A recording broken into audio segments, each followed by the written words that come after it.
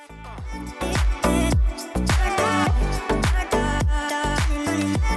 what is up, everybody? Jeremy here. And guys, I'm very excited for this chat today because we have Lloyd Yip back with us, who was nice enough to be in the Facebook group about a year ago, I think. And we talked about a content funnel and how that can really drive your sales. But one of the biggest things that people are missing is you create content, you get people excited, but the biggest thing you need is somebody to actually set calls with your team and why that's important. So Lloyd, thanks for hanging out with me today, man. Thanks for having me back. Super excited to, chat with you and the gang again. And yeah, hopefully today is going to be a mind-bending explosion of insight. Hopefully not too mind-bending, man. I'm only on my second cup of coffee, and I'm usually on my third by now. So my mind doesn't have a lot of bending to do. But I guess for people that haven't experienced your content before, man, tell them a little bit about you and what you do, man. Yeah. So I am Lloyd Yip, founder and CEO of Attract and Scale. And for the last 3 or so years, we've been really trying to add a lot of insight that enables business owners, entrepreneurs, coaches, consultants, pretty much anyone who's selling high ticket offers online, giving them some insight and trainings on how they could truly move to the next level of their business, scale it, add more profit, revenue, and ultimately impact as well. And as Jeremy had mentioned, last time we came on, we were talking more so about content, helping you really understand how do you best utilize content in order to build your brand, to build a community so that your tribe is not just large, but also is in a position where they want to engage and buy. Mm-hmm. Obviously, you can't create impact if you're not actually sharing that information, having people buy. But just like what Jeremy had opened our conversation with today, what good is having a ton of content and having people even engage if they don't end up actually speaking with your team, whether it be yourself or if you have a salesperson on the phone? Yeah. You can't really sell high ticket offers, assuming that's what you're selling, without this phone call, typically. I mean, in certain rare situations, it can be done. But if you look at 95% of businesses selling something fairly high ticket, be it coaching, consulting, agency services, you usually do need a sales call. And if we're being I know for us, we don't move forward with anybody without some sort of a call, because as much as a prospect is looking at us and saying, hey, is this a fit for us? We're doing the same thing, right? Like, can we support this person? Can we help their mission? Like, do we actually think we can make this successful? So that call is super important, because you do have to make sure, like, even if they're like, hey, I'm ready to buy, here's my credit card, great. It's still important to make sure like both sides, this is a fit.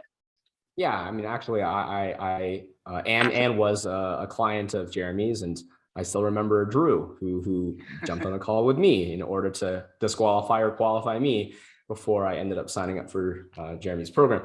So most of the people listening, if you're selling high ticket, you're going to have a pretty similar situation. But the issue that we didn't actually cover in our previous talk, Jeremy, is that there's so many of these people who are going to be lying dormant in your communities, whether it be in your email list, your Facebook group, your Instagram, social media following. You're sharing all this content, you're putting your heart and soul into this content, but 90% of them, even if they like it, they're just sitting on their hands and not doing anything, right? And even think about your own interaction with content.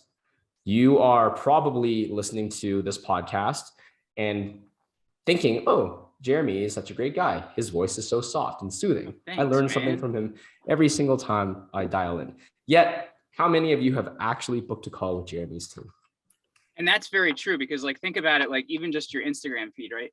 Like I think I've actually even shared links to posts to people I thought were interesting, like in like a text message or whatever. And then I haven't even liked or commented on that post, right? Like it's bringing that engagement back is important.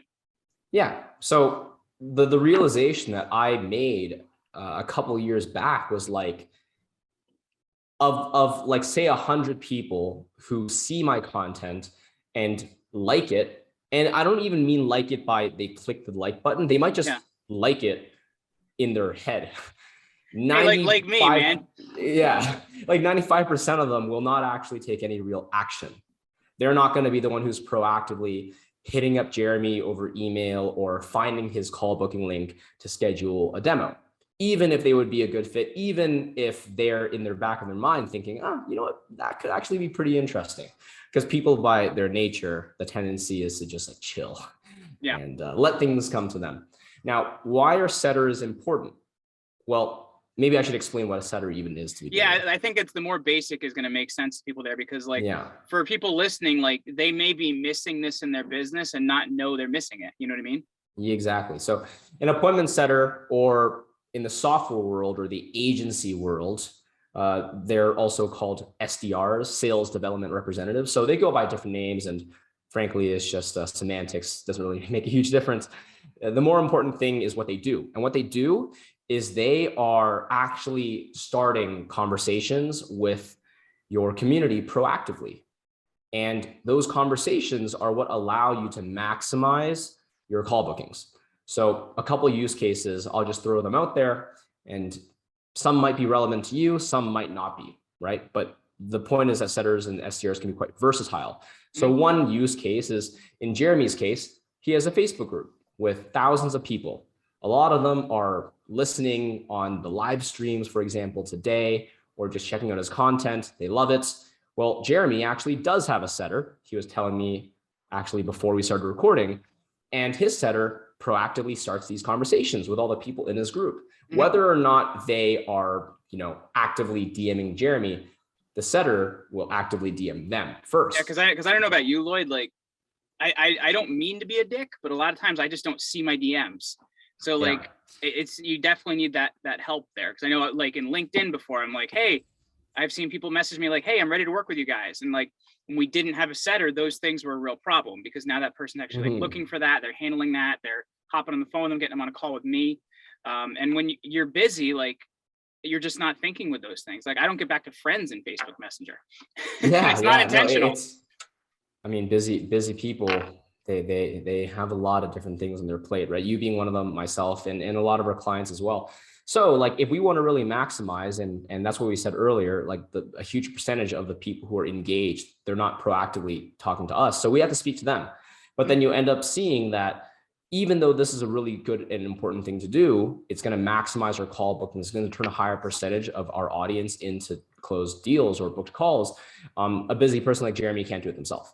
And a lot of people try. A lot of people try initially to just manage their DMs and just like take on that ownership, until you realize after you hit a certain level in your business that there's just no time. There's no time to actually go and do that. So the option that you have is either you stop doing it because you got to just spend time elsewhere and just give up on all the leads that otherwise you would be booking. Or in Jeremy's case, he was like, no, we have to continue the DMing. We can't just give that up. It's a big part of our revenue generation. It's a big part of actually making sure that the people who engage with their content is converting. No, let's just get a setter, right? So that is the purpose behind a setter. That is the purpose behind an SDR. And that's one use case. Another use case could be doing the same thing on Instagram or LinkedIn. Another use case could be, let's say you're driving a lot of paid ads, YouTube ads, Facebook ads, whatever. And maybe instead of just waiting for those people to maybe book a call with you on their own because they're now seeing your videos or your emails, maybe just get a setter to call them as well, right? Pick up the phone. Someone literally just opted into your paid ad 3 seconds ago. Why don't someone in your team get the notification and then just pick up the phone, because that person is thinking about you right at that particular moment. Or maybe you're running a lot of cold email, but cold email takes a lot of time. You got to personalize it. You got to find the leads. Well, a setter can essentially take that over as well. In fact, there are millions of SaaS companies, software companies out there where like their entire business model is just built on having an entire team of sales development representatives just doing a bunch of outbound calling and outbound emailing. Obviously, the CEO is not taking the responsibility of that business development. They have an entire army of people that's doing all of that outreach for them. And that allows the scalability to come to play. So regardless of whatever the use case is, as a scaling business, you need SDRs or setters eventually if you're trying to move a high volume of high ticket products without the CEO or senior management being burdened by those day-to-day operational activities. And I think that's really important, because something we even changed recently, so cold email is one of the big things we've done for years, and that's been very successful for us. We don't run a ton of Facebook ads just because they haven't really worked for the type of public we're looking to reach, we do very well with Google ads. And what we've actually done, even with our Google ads, is there's a step in there where, you don't book a call right away. You request, information, and the setter then calls you, chats with you. Their job is to then be your best friend, and show them how the company can help you, and then book you on a call with a salesperson. So like that step of really making sure that somebody feels like they're handled and they feel like there's a human there, like that's important, man. Like I feel like that is an actual important step to the sales process. Absolutely. And I think it's important to not try to automate away every single step of the sales process, because as you had said, there's certain elements in which if we were to have someone in there that's like highly trained and well-spoken, it actually makes your ability to convert so much higher. So even if you are saving a little bit of time technically, if you're automating everything, what you end up sacrificing in terms of conversion rate could actually more than offset whatever gains you make with software. And maybe you can even speak to that, Jeremy, because you were telling me off air before we began recording that once you applied your setter, you actually started to see not just an increase in call booking volume and time savings, but also your close rate went up. Wasn't that right? Yeah, I feel like you're in my head, man. That was the next thing I was going to say. So like we've seen a couple different things that have actually changed how the sales call functions. Number one, we're getting less people on the phone that aren't qualified for our service, because a setter is also a gatekeeper in some ways, right? Like maybe you're not the right fit for that person, and that's totally fine. But the setter also makes sure that the person that's going to be on the phone is getting the best use of their time. So that's been one part of it. The other part of so more qualified people have been on calls. Number two is, and I don't know if you've seen this, but our show up percentage has like shot up. Like percentage of people that actually show up for booked appointments because they spoke to somebody, they have a good idea of why they're here, they know this is for them, and they're excited for their call.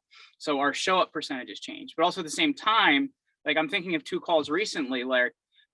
We had one of our closes last week and one of our closes this week that spoke to me. They were really excited to speak to me because they knew we were what they were looking for. They were lined up with what we were doing. And really, though there was some information there, it was more like they got on the call ready to pay me because they were at a different point in the process where they would be much more cold and not informed before a setter spoke to them. Yeah. So it's interesting how even for you, the use cases, you're using multiple of them, but then the benefits, there's multiple benefits as well in different areas, whether it be just the booking of the meetings, which is kind of more obvious, but then the more subtle ones that you only experience after the fact, which is like show up rates and win percentage. But it's all powerful stuff. And at this point, I feel like we don't even need to try to convince people that setters make sense. Yeah. It makes a lot of sense, especially if you're at a certain level. Maybe it's not as great for beginners because probably there's a certain level of prerequisites that they're going to need before this makes sense.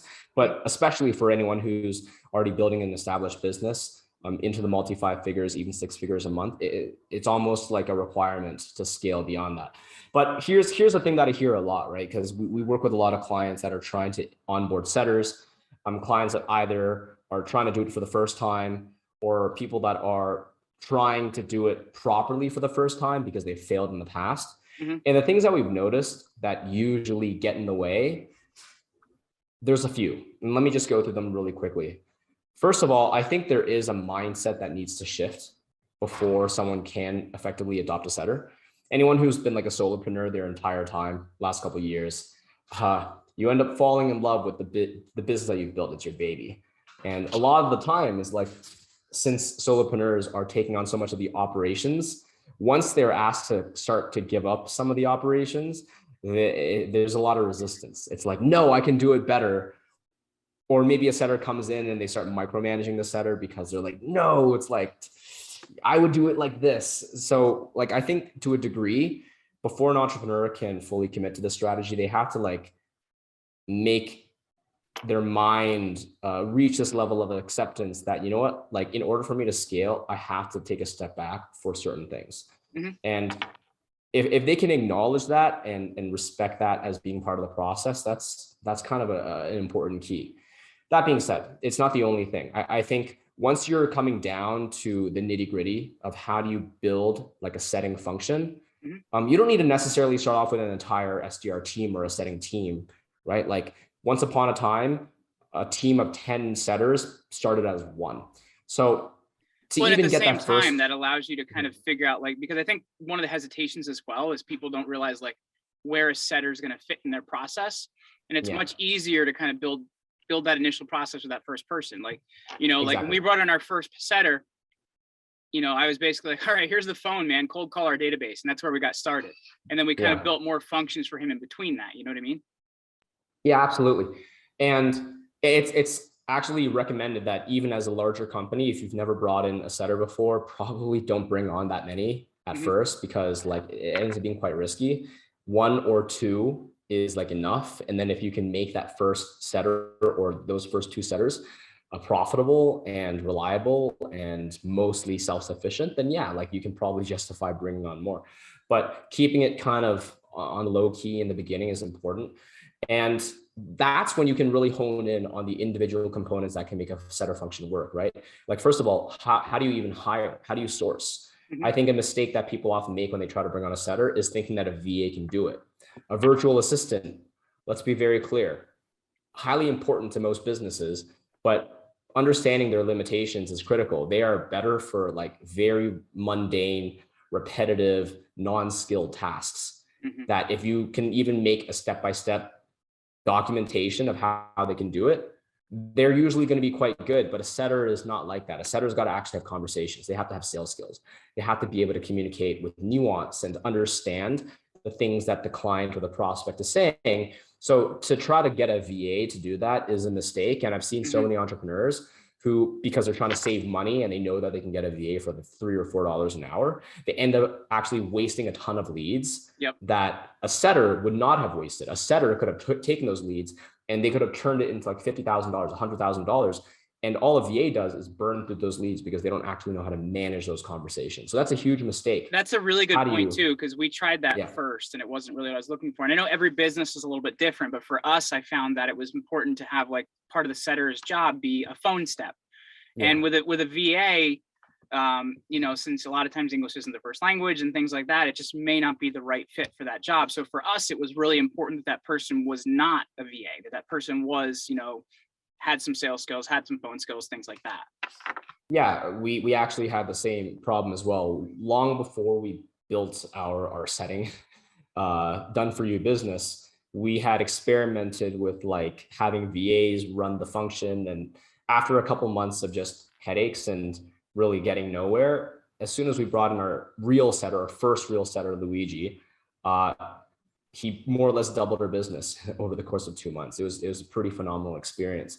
So that's something that I would highly advise anyone to take heed on. It's a warning sign, don't fly too close to the sun, so to speak, with that. Yeah, That being said, your wings are going to melt and that's the end of it, right? yeah. But something interesting that you had said earlier, Jeremy, was like you brought in that first person, and then in the beginning you kind of just said like, hey, pick up the phone, do your thing. But then over time you built out some processes that they could follow. And I can almost guarantee that if I look at the trajectory of that setter's numbers, they improved over time, proportionally due to the fact that you gave them better processes and additional training as well. So what my point is here is that even if you get great talent on day one and you interview them the right way, you're filtering them the right way, you're providing them the correct compensation to incentivize them, even if all that stuff is in place, understanding that their improvement is also predicated on us putting them in a good position to succeed. It's predicated on us giving them ongoing sales training and us building great processes for them, technologies to support them, make their days more efficient, scripts, training on our internal company SOPs and whatnot. Even if you're getting great talent on board, if we're not putting them in an ecosystem where we're optimizing their results, they're usually going to end up not performing to their potential. And that's a shame, right? Because what if you did hire someone great, but then they leave you because you're not doing your job as the CEO or the COO or the marketing manager, whatever it may be. So that's another critical thing that we feel is also costing a lot of people a lot of money and causing people to lose employees that otherwise, in a different situation, would have actually generated a lot of profit, right? So for us, we think that's really critical. A combination of great talent and then great training, and then putting them into a position with lots and lots of processes that we know will get them to perform at their absolute best, right? Yeah. So to me, someone who can do all of this, and it's not easy, don't get me wrong, it does take a lot of time. It's a fairly complicated process, and it can be a high risk process too, because I mean, you can imagine how much time and money could be just like thrown away if you do this wrong, then you're back to square one after a few months of trying. So it's a dangerous proposition, but when it's done right, like you can attest to it yourself, Jeremy, the degree at which your business grew because you successfully implemented like a setting function into your business. It's a big deal, and it's definitely a game changer. And I guess, funny side note here is people listening to this are going to laugh because they'll be like, Jeremy, you sound different than you did 2 minutes ago. So though you've sounded incredible through this whole interview thus far, Lloyd, I had the wrong mic hooked up and I've been talking to my MacBook speaker. But anyway, so, like looking at that, it's interesting because I think that people have this idea of like, okay, this person just sets phone calls. But like when you look at it, a setter is actually a big part of the sales function. And I think for us, once we realize, hey, this is actually a part of our sales process, one of the things we're actually looking at now in our own business, and I don't know if this is something you've seen, is we see there's also two types of sales cycles. And this is also, for me, may change a little bit of what my setter does as well. Like every single person we talk to does a discovery call, right? 15, 20, 30 minutes. That's kind of the tops of what you see there. You're going to see that half the prospects are ready to buy on that call. And you're going to see another half that need more information. They actually need a sales presentation. So what we're actually looking at is, even our setter could be helping with some of the discovery calls. So it's changing how our process works as well. I don't know if that's something you've seen, like the longer you use a setter, the more you're actually able to take a look at your own process and see like where you're wasting time and how sales cycles change. Definitely. I think setters are a great tool to experiments because like their entire jobs are just trying to generate you more qualified deals and leads in the pipeline. So like, let's say you've never even tried email before, but you want to have like a low cost way of just deploying email and seeing if it works. Like having a setter just spend a couple hours a day on email. There you go. You just like run an experiment without needing to spend your own time to see, oh, like, does this channel work? Or in the case of discovery calls or triage calls, you could have your setter running them as well. And that could save your closer a bunch of time because otherwise they'd be spending half of their day on just trying to qualify. We have a lot of people who've essentially taken their setters who've worked with them for 6 months and just promoted them to closers as well. And those setters are often always going to outperform like an external closer hire because of the fact that not only do they have sales skills, but they also have already been in the business for 6 months. So they understand the offering. Whereas like a new closer has to come in, and even if they have great sales skills, it takes them months before they can actually learn about your product enough that they could truly represent it. Setters spend months talking to people before they ever get to try to like close a deal. So that's a really, really cool thing about the setting function that other people often are overlooking in terms of the benefits. Well, and now I lost my train of thought because this was going to be profound. It was going to be incredible. And I'm trying to remember where I was going with this. So I guess like, looking at it now, I'm going to try and recoup my thoughts here, Lloyd. Like my brain suddenly just stopped working because I was like, yeah, he's right. Here's where I was going with this. So I think one of the things that a lot of people struggle with as well is, okay, like finding that talent can be hard. Training that talent can be hard. But at the same time, like, and those things take time, and somebody's running a small business or doing whatever, like they don't have time for all those functions. But I guess one of the concerns as well is like, all right, if you bring in an outside group to do that for you, like, do they work for me? Who do they work for? Like, do they follow my company rules? Like, so like, I think this is a concern for people. They're trying to figure out how to fill that spot, but like, there's all these different problems that they're running into.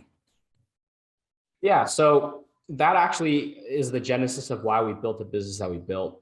That's why I asked you. Yeah. Well, like, because we had an issue as well. We initially wanted to get on a setter, but we were just too busy to hire one ourselves.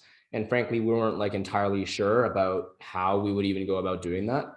So we had brought on an agency and they had said, oh, like, yeah, we'll do it all for you. And we were just like, all right, well, they're not very expensive, so let's just give it a shot. And they essentially made all the mistakes that we had saw that we had been warning you guys about earlier, which is like they essentially hired a setter And if you can't see me right now because you're listening to the podcast, I'm doing like a setter in quotation marks. What it was actually that they gave us was like a virtual assistant from the Philippines. And then And not only, there's nothing wrong with the Philippines, man. Half my team is there, and they're incredible people. Same. My virtual assistant, my actual virtual assistant is from the Philippines, and he's great at VA stuff, but not like didn't really work out as a setter. But not only that, it wasn't even my employee. It was like I was just paying the agency a monthly fee to like essentially that's exactly what I was bringing up. Yeah. Like, they don't work for you, they work for somebody else. Exactly. And so we were like essentially renting the virtual assistants who wasn't even really that skilled to begin with. And they definitely never got trained by us because we never trained them. We know that because we were literally there. And then it turned out after a month of, just poking around, like that virtual assistant wasn't even just working for us. They also were like juggling 3 other companies at the same time. So like the combination of it being just like a virtual assistant who wasn't very skilled, and the fact that they never really got trained on our materials or our processes, and the fact that the virtual assistant was like trying to manage multiple different companies at the same time, like no wonder it didn't work. So obviously we had to fire that company. Wasn't a great experience, but it informed us a lot. We ended up just doing it ourselves because we kind of had like, it just left us with such a bad taste in our mouths. So we spent around 3 to 4 months trying to figure out how to hire a setter. The first setter that we hired was amazing. And then we improved the process, tried again. The second setter was even better. And then a year later, because a lot of our clients who we were coaching for sales and marketing at the time, they were experiencing the same problems. They needed setters too, and they didn't know how to get them. And they were too afraid of going through the process. We understood. It took us 6 months to figure out the process. We're like, why don't we just do it for you? Initially, it was just kind of like a test because we didn't know if we could do it for people, but then we did it. We followed our own process for our clients. They absolutely crushed it. And the beautiful thing was they didn't have to do any work because we more or less did the entire process for them. And we're like, wait a minute, we're solving a huge problem here. So that's more or less when we decided, hey, why don't we actually try to build this out as a service? Because there's so many business owners right there that we know of that need to expand their team. They're killing themselves managing all of this stuff manually on their own, not following up with leads, which is of a detriment to their own audience, but they're just too afraid to try to hire for the first time, or they're too afraid because they've been burned in the past from having trusted these other agencies. So that's more or less why we started what we started. So when we bring on setters for our clients, it's entirely done for you, but it's your employee. We're not just trying to like bring on a virtual assistant and then have them serve this like 4 different companies. Like, no, we're literally bringing on a truly qualified salesperson and plugging them directly inside our client's organization. And because of that, because we're so confident due to the quality of sales training that we provide and the initial talent already having been so great, we're confident enough that we provide full guarantees. And if the client doesn't feel like the results are great, let us know. We'll literally exchange the setter for someone else, or we'll give a full refund. We're that confident, right? So that's essentially where our business has gone. And ever since we did that, it's been so cool helping people around the world get employed and then helping business owners save a ton of time. It's just been like a profoundly, it's just been a profoundly impactful experience for me. Not to mention a lot of money has been made for our clients in this process, and that also gets me pretty excited. Well, Lloyd, I know like having a good setter it's been a big difference in our business. Like we've had Josh on our team for 6 months or something like that now, and now we actually have other setters working for him, and it has been a difference. So for people listening, they're like, I get it, I need some help, and they're hearing what you're talking about, and they want to talk to you about that. If they're watching this live right now in the Facebook group, or if they're checking out the recording later on on the podcast, how's going to be the best way for people checking this out to connect with you, man? Yeah, so I'm very accessible over email. My name is Lloyd, Lloyd, and then my domain is at attractandscale.com. So Lloyd at attractandscale.com, and you can always just send me. You can just send me an email, and we'll respond to every single one. We also have a call booking link, which we could share with Jeremy, and that way he can just plug it in the show notes, or he could plug it in to the comments of the live stream here. And as well, if you want to just check out some more of our content, you can add me on Facebook. My URL will also just be kind of shared on the Facebook Live, as well as the show notes. So if anyone wants to just like send me a connection request and we can chit chat over the DMs, you'll probably be speaking with my setter. But if you ask for me, my setter will just tap me on the shoulder and he's like, hey, come, this guy actually wants to talk to you. He saw through the ruse and he wants to have a chit chat with you directly. And we're more than happy to do so because, yeah, I want to be, relatable and accessible by anyone and everyone who wants to have a conversation. So with that being said, that's more or less it. If you have any questions or have a desire to maybe plug in a setter into your team, we're more than happy to help you out and we would be really excited to. Very cool. Well, Lloyd Yip, thanks for coming back on today, man. Yep. Thanks for having me.